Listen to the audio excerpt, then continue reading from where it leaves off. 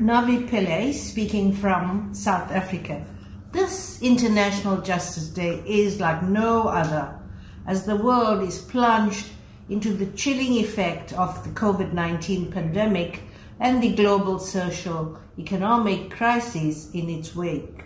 Every one of us is impacted, but the hardest hit are those who are already in a vulnerable situation because of pre-existing conditions such as poverty, discrimination, and lack of access to justice and to health. The crises have exposed the underbelly of ongoing injustices all over the world, the most telling right now being violence and hatred against Black people. We are all seeing how the killing of George Floyd and many other Blacks in the United States is igniting a worldwide movement for real change and for an end to injustice. The call has gone out beyond the United States. Around the world, Black lives matter.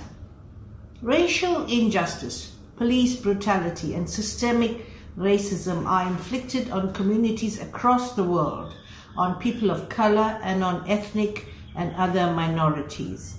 Here in my country, South Africa, we are still struggling to lift ourselves out of centuries of apartheid that has left the Black majority crushingly disadvantaged.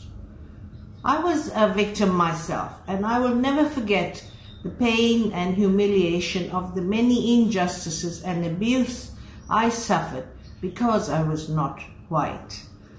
A doctor shouted at me for leaning against his car at the hospital where I was waiting for treatment as a young girl.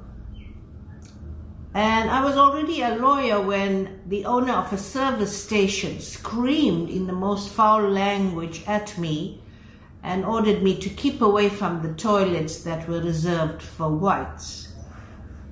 Racism is hurtful. It must end. We cannot allow racists to dictate our values and the order of our lives. As you know, I spent many years in the halls of international criminal justice. I have witnessed systemic racial discrimination in institutions as well. In fact, many of the wars and conflicts arose when powerful politicians exploited racial and ethnic differences for personal self-interest. Racism is antithetical to international justice. International justice can never be truly international if it only provides protection for some races and groups but not for others.